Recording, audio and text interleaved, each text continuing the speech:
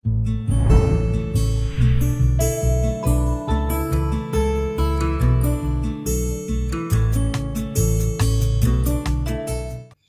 sahabat pesan kebenaran, semoga Anda dalam keadaan sehat sejahtera dalam lindungan kasih Tuhan kita Yesus. Dalam video ini saya akan sampaikan secara singkat bagaimana sang kaisar Romawi, Konstantin, yang sebelumnya penganut kepercayaan Dewa Matahari, bertobat menjadi Kristen. Saudara, tentunya Anda bertanya-tanya, kok bagaimana sang jenderal kaisar Roma bisa menjadi Kristen? Apakah terlalu tangguh milisi pengikut Kristus sehingga bisa menaklukkan barisan kokoh pasukan Roma di pusat kekuasaan Romawi sehingga kaisar saja takluk menjadi Kristen? Tentunya bukan seperti itu sahabatku. Bukan. Perlu Anda tahu saja bahwa pada zaman kira-kira tahun 300-an Masehi, orang-orang Kristen masih menjadi hal yang sangat susah di sana. Mereka dikejar-kejar. Mereka tidak bisa bebas berekspresi tentang iman mereka di depan umum. Pasti mereka akan ditangkap. Pada zaman itu, tidak ada pasukan perang bagi Laskar Kristus. Tidak ada, saudaraku. Mereka hanya bermodalkan Injil, iman mereka yang kokoh, teguh, memberitakan kerajaan sorga, kerajaan Yesus Kristus sampai ke jantung kekaisaran Romawi. Mereka berani menjadi martir demi Kristus. Sebab bagi mereka, mati dalam Kristus merupakan suatu keuntungan besar. Dan jika mereka hidup, mereka harus menjadi terang dan garam, berbuah bagi sesama manusia, tidak terkecuali bagi para pembesar-pembesar kekaisaran Romawi. Saudara, kata-kata yang terus terngiang dalam benak Konstantin, sang jenderal Romawi yang sedang membutuhkan suatu inspirasi untuk memenangkan perang dalam merebutkan supremasi tertinggi dalam kekaisaran Romawi.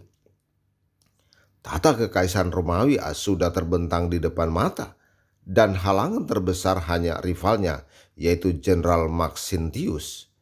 Itulah yang menjadi mimpi dari sang Konstantin. Saudara, terlahir sebagai anak prajurit Romawi yang bernama Konstantin, Konstantin dibesarkan dalam dualisme agama dalam keluarganya. Ayahnya seperti orang Romawi pada umumnya percaya kepada dewa-dewa Romawi, dewa matahari, dan ibunya Helena memeluk agama Kristen. Konstantin mengikuti karir ayahnya sebagai prajurit dan nasib baik memihak ayahnya, yang kemudian diangkat menjadi kaisar junior. Seiring dengan melejitnya karir ayahnya, Konstantin pun dipercaya menjadi kepala pasukan Romawi yang berperang dalam beberapa misi menaklukkan suku-suku barbarian di Britania, Inggris. Dengan bakat berperangnya, Konstantin dengan mudah memenangkan perang dan meraih simpati para prajuritnya. Di zaman ketika para prajurit lebih menghormati figur jenderal yang berperang bersama mereka ketimbang para kaisar yang bertahta di Roma. Simpati ini kemudian berkembang menjadi dukungan besar. Setelah ayahnya meninggal, Konstantin pun diangkat oleh para prajuritnya sebagai kaisar Roma. Namun tidak hanya Konstantin yang menjadi kaisar Roma. Ternyata saudaraku, ini menjadi bukti sejarah. Ternyata di seluruh kekaisaran Romawi yang sangat luas itu, terdapat 6 kaisar yang diangkat oleh pendukungnya masing-masing. Nah saudaraku, kekacauan politik ini pun kemudian semakin mereda setelah sesama kaisar saling menyerang dan akhirnya tertinggal Konstantin dan Maxentius memperebutkan supremasi tertinggi di Roma.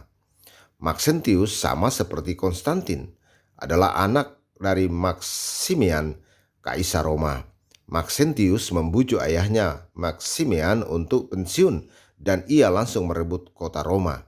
Berlawanan dengan Konstantin yang simpatik, Maxentius adalah figur yang semena-mena. Maxentius memungut pajak yang tinggi kepada penduduk Roma yang sudah kesusahan akibat ketidakstabilan politik. Hal ini memicu pemberontakan rakyat yang baru berhenti setelah ribuan penduduk sipil dibunuh oleh Maxentius. Mengetahui akan ketidakpopuleran Maxentius, Konstantin segera mengumpulkan pasukannya untuk menghadapi Maximian. Maxentius pun dengan percaya diri menghadapi pasukan Konstantin. Saudara, Konstantin adalah seorang pemuja matahari atau Sol Invictus, matahari yang tak terkalahkan. Adalah dewa matahari yang dipuja menurut ritus Persia maupun Romawi. Sama dengan Maxentius, Konstantin juga membutuhkan suatu inspirasi besar untuk memenangkan perang ini. Inspirasi yang dibutuhkannya pun tiba dalam benak penglihatan yang dialami sendiri. Suatu salib besar dengan terang yang luar biasa tampak di hadapannya. In hoc da vinces, yang artinya dengan tanda ini ditaklukkan. Terpampang bersama dengan salib terang tersebut. Konstantin yang masih tercengang akan penglihatan tersebut kemudian mendapatkan gambaran yang lebih jelas dalam mimpinya. Tuhan yang disembah ibunya Helena muncul dalam mimpinya dan membawa salib dengan tulisan yang sama. Dengan tanda ini taklukan. Saudara, jelaslah bagi Konstantin sekarang bukan sang dewa matahari berkuasa membantunya, tetapi Yesus Kristus, Tuhannya orang Kristen. Segera Konstantin mengganti panji-panjinya dengan lambang salib dan dua huruf Yunani, Chiro, yang artinya Kristus. Tindakan Konstantin yang tiba-tiba ini menimbulkan keheranan di mata pasukannya. Namun bagi prajurit-prajurit yang beragama Kristen, ini adalah suatu kemenangan iman. Agama yang selama ini ditindas sekarang seolah-olah mendapatkan nafas baru. Konstantin pun dengan mudah mengalahkan Maxentius di pertempuran Milvian Bridge. Maxentius mati tenggelam terjatuh ke sungai dalam dahsyatnya pertempuran. Konstantin segera memasuki kota Roma dan disambut layaknya seorang pahlawan. Konstantin telah memenangkan tahta kekaisaran Romawi Barat. Konstantin segera menjadi pemimpin yang dicintai rakyat. Romawi Barat yang terkoyak-koyak setelah masa perebutan kekuasaan menjadi stabil.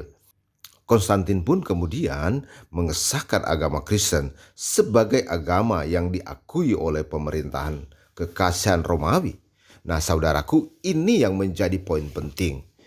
Bagaimana Konstantin berubah imannya dari penganut dewa matahari menjadi Kristen. Saudaraku, demikian pesan kebenaran pada video kali ini. Tuhan Yesus memberkati. Amin.